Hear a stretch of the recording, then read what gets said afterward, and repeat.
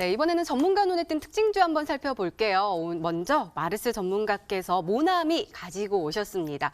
저한테 펜 뭐 쓰세요? 막 이렇게 했던 그 모나미 얘기하시는 것 같은데 오늘도 좋은 흐름 보여줬습니다. 막판에는 좀 빠지면서 3.99% 하락하면서 마감을 했는데 장중한테는 6,970원까지 올라서는 모습 보여줬거든요. 계속해서 강한 흐름 보여주고 있습니다. 어제는 좀 빠져가지고 이제 좀 흘러내리나 요 생각했는데 오늘 또 강하게 쏘아 올렸거든요. 모나미 어떻게 보시나요? 네, 사실 모나미 같은 경우는 지난번 방송에서도 제가 가지고 나왔습니다. 특징주로 가지고 나왔는데 그때 왜 가지고 나왔냐면은 그때는 상승했다로 가지고 나왔어요. 근데 오늘자에서는 하락했다로 가지고 나왔다 말씀드릴 수 있을 것 같습니다. 모나미를 보시면 아시겠지만 주가가 한 차례 급등한 이후에 이 급등은 뭐냐?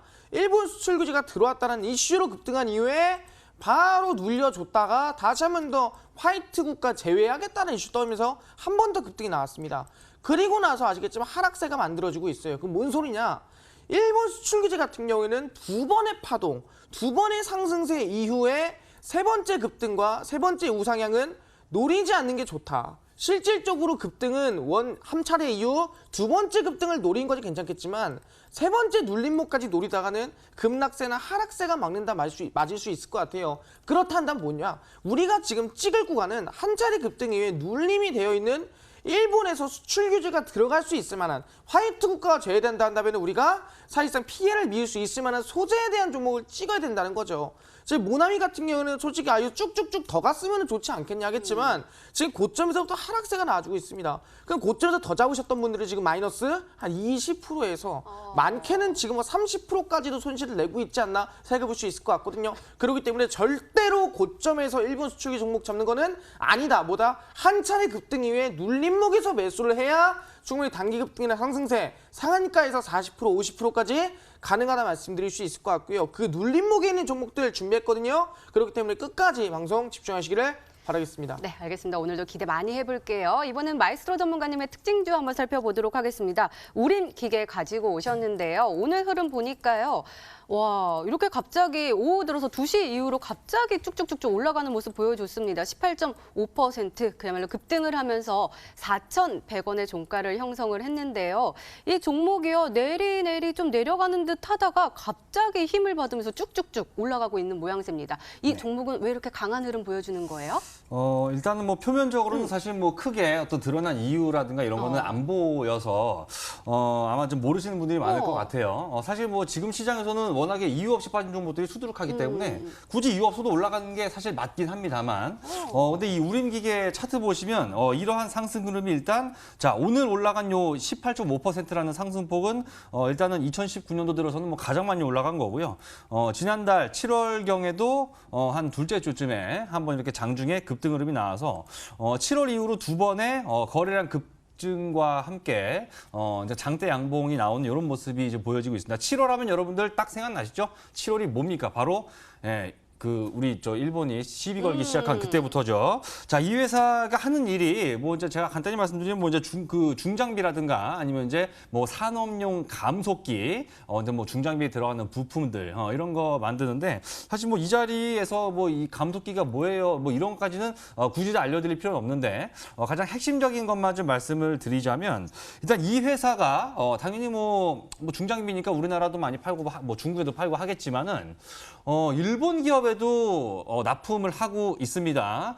지금 전범 기업이다 뭐다 이름만 들어도 정말 이 치가 바들바들 떨리는 이 히타치 중공업이나 미쓰비시 중공업 같은 이런 이제 일본 기업들한테 이런 이제 감속기라든가 이런 부품들 이런 거 납품을 하고 있는데 자, 지금 오늘도 말이죠. 이 외교 강경화 장관 가갖고 이렇게 되고 또 그 국회에서 또 일본 방문한다고 갔다가 만나지도 못하고 문전박대에 쫓겨나고 말이죠.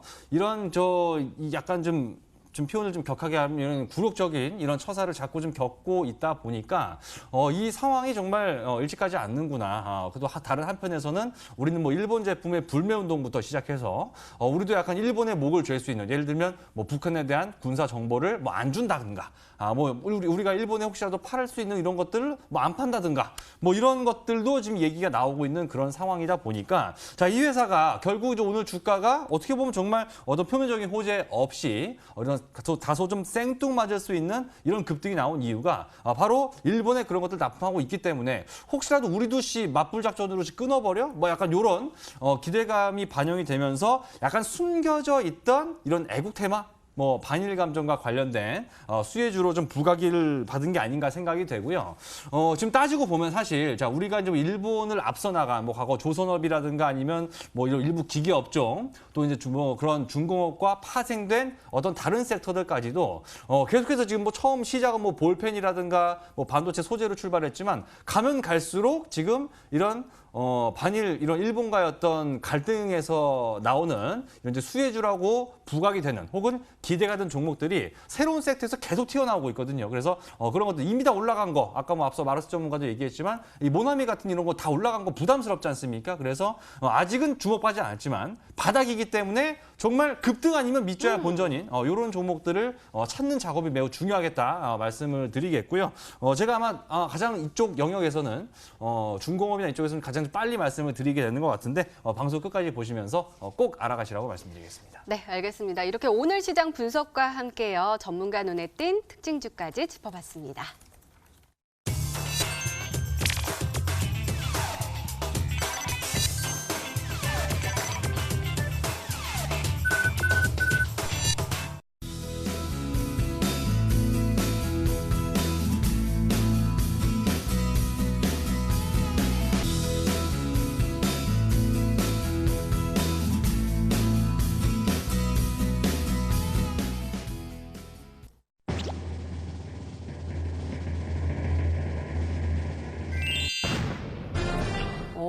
KPM테크가 아닐까 하는 분들도 계셨지만 정답은 율촌화학이 정답이었습니다. 전문가님 가격 전략 좀 잘 좀 세워주세요. 네, 율촌화학 같은 경우는 제약바이오 엮인 적이 없었죠. KPM테크는 자회사 에이비온 때문에 엮였었지만 율촌화학은 아니었습니다. 그래서 파우치 필름 관련 수혜가 율촌화학이지 않을까 기대해 볼 수 있을 것 같은데 차트를 보시면 아시겠지만 최근에 급등세가 한번 나와주고 지금 눌림목을 형성하고 있는 부분이라 볼 수 있으면 될 것 같아요.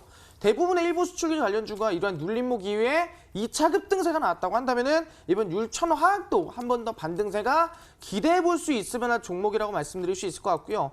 급등을 할 땐 거래량이 올라왔지만 실질적으로 하락을 나올 땐 거래량이 거의 나오지가 않았다라 볼 수 있는 부분이 거의 3분의 1 토막 거래량 경거에 안 났거든요. 그럼 급등했을 때 물량 털려면 한 번 더 올려줘야 돼요. 그렇기 때문에 지금 구간 단기 급등세 볼 수 있을 것 같고요. 매수가는 시초가 이하입니다. 항상 음봉에 매수해라 말씀드리고요. 음봉 매수한 이후에 목표가 같은 경우는 상단에 일단 17,000원 돌파하는 걸로 지켜보는 걸로 하고요. 17,000원 돌파하면 더 지켜보는 걸로 하고 손절가는 일단 15,000원 라인 짧게 잡겠습니다. 이건 지키시면서 그대로 홀딩하신 전략 가져가셔라 말씀을 드리겠습니다.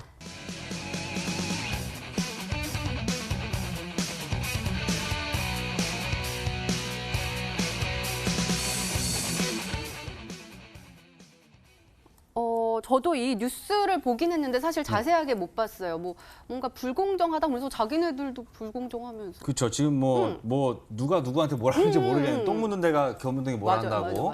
이걸 가지고 한 이틀 3일 전에 얘기가 나왔던 부분인데 근데 뭐 혹시 모르시는 분은 아마 없겠지만 간략하게만 말씀을 드리면 우리 아마 투자자 여러분들 아시다시피 지금 현대중공업과 대우조선해양의 합병을 가지고 뭐 노조 측에서도 반발이 있지만 그 바다 건너 일본에서도 반발을 하고 있습니다.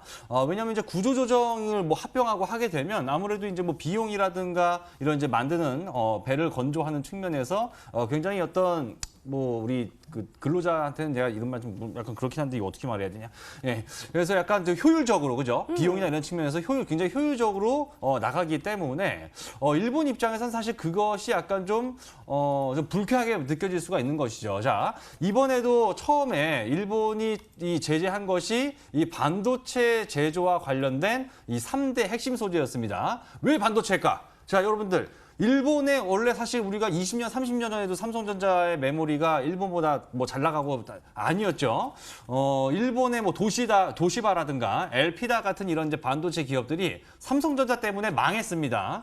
그러면서 일본의 메모리 사업을 우리가 바로 뛰어 넘어가 버렸죠. 조선업도 마찬가지입니다. 조선업도 1999년부터 우리나라가 일본에 뭐 아까 약간 얘기 나왔었던 뭐 히타치나 미쓰비시 중공업 같은 이런 일본의 정말 잘 나가는 뭐 가와사키 중공업 이런 일본의 이 조선 업체들을 우리나라가 다 수주를 싹쓸이 다 뺏어왔단 말이죠. 그러면서 현재까지도 뭐 이렇게 비슷비슷하게 간 적은 있었지만 이 수주량이나 이런 거에서 이 한국 조선업의 우위가 계속되고 있는 그런 상황이다 보니까 이번에 이 합병 가지고 현대중공업과 대우조선 이거 가지고도 일본이 WTO에 이거 나라에서 여기서 보조금 내줘가지고 이런 거 해도 되냐라고 세계 무역기구에다가 제소를 한 상태입니다. 자, 이런 걸 따져 본다면, 자, 아직까지는 뭐 아직 뭐 제가 TV 방송을 하루 종일 보진 않지만 아직 이런 이제 중공업이라든가 조선업 관련해서는 사실 이런 이제 뭐 흔히 우리가 속칭 말하는 애국 테마 이런 종목이 뭐 움직인 게 없습니다 아직까지. 그래서 아마 제가 오늘 말씀드리는 이 히든 종목으로 말씀드리는 게 아마 거의 최초가 되지 않을까 생각이 되는데 아무래도 처음 뜨기 전에 들어가면 저점에서 잡기도 쉽고요. 시세가 나왔을 때 조금 더 상승폭도 좀 크게 가져갈 수 있고 수익도 그렇고 그래서 이것이 아직까지 시장에서는 뭐 이렇게 수혜주가 많이 나오진 않았지만 이 조선업에 연관된 이런 섹터 가운데서도 조만간 급등주가 나올 수 있는 분위기가 조성이 되고 있다는 것으로 첫 번째 업종 힌트를 드리도록 하겠습니다. 더욱더 궁금해집니다. 두 번째 힌트 열어볼게요. 마에스트로 전문가님의 두 번째 힌트입니다.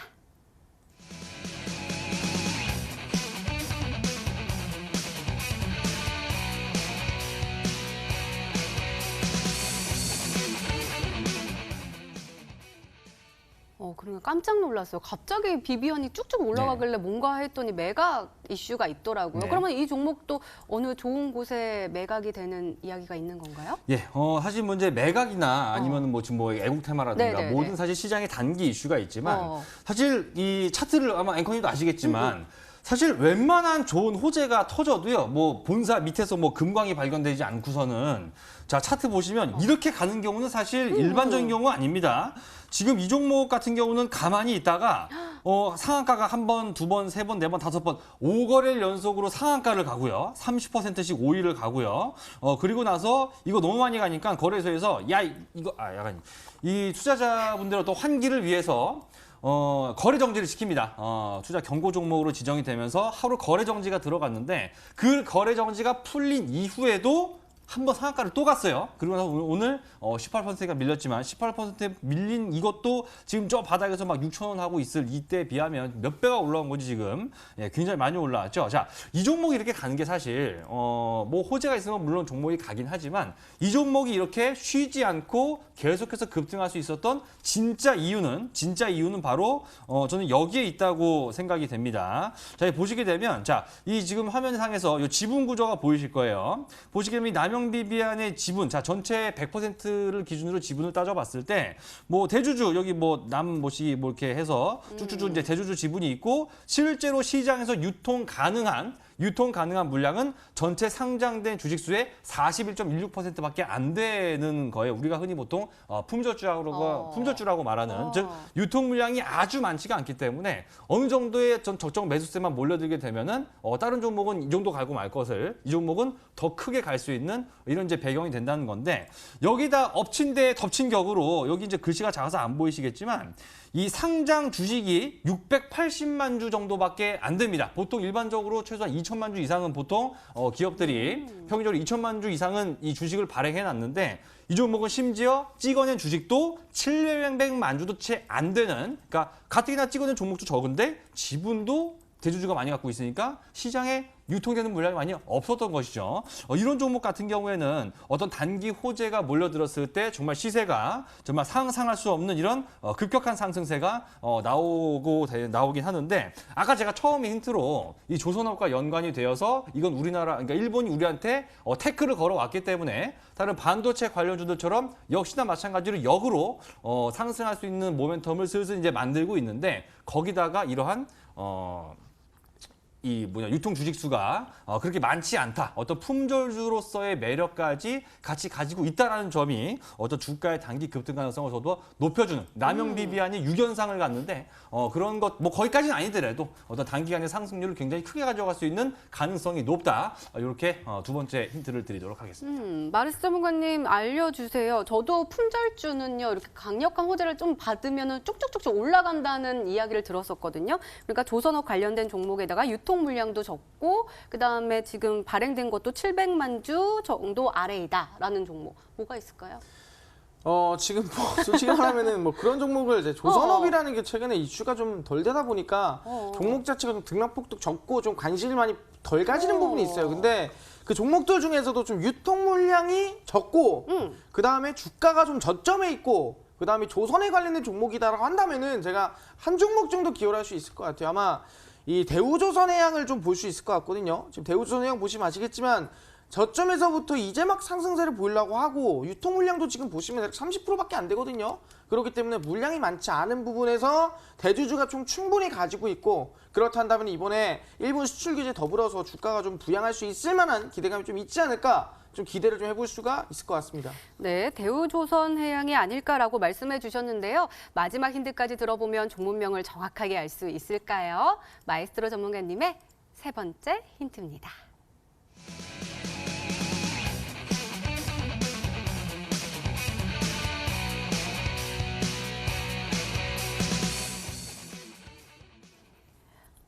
초대형 수주. 근데 조선 같은 경우는 수주하는 게 막 우리가 생각하는 그 단위를 되게 벗어나잖아요. 그러니까 돈도 많이 벌고 있고 순이익도 8배나 증가했으면 굉장히 매출도 좋고 네. 뭐 다 좋은데 왜 주가는 이렇게 빠졌을까요? 예, 일단은 뭐 좀 더 우리 시청자분들을 위해서 약간의 힌트를 더 드리면 조선업과 연관이 된 산업입니다. 연관. 조선업과 연관이 되어 뭐가 있는 있을까요? 배와 연관이 되어 있는 사업이고 앞서 말했던 전문가의 대우조선 얘기하셨는데 대우조선해양도 사실 그냥 뭐 참고 삼아 잠깐만 차트 얘기를 드리면 이 종목이 그 2017년 말에 사실 이제 거래 재개가 되고 나서부터 1년 3개월의 거래 정지를 끝마치고 이제 거래 정지가 되고 나서부터 외국인들이 뭐 잔뜩 샀습니다. 아무래도 이제 우리나라 조선업이 지금은 약간 좀 사람들 관심도 없고 이슈를 못 받고 있지만 그거 아시죠? 진짜 급등은 거기서부터 시작된다는 거. 그래서 대우조선해양도 괜찮지만 제가 오늘 여러분들한테 히든 종목으로 알려드릴 것이 이거보다는 조금 더 어떤 실적적인 측면에서 증명을 해주고 있는 모습이 보인다.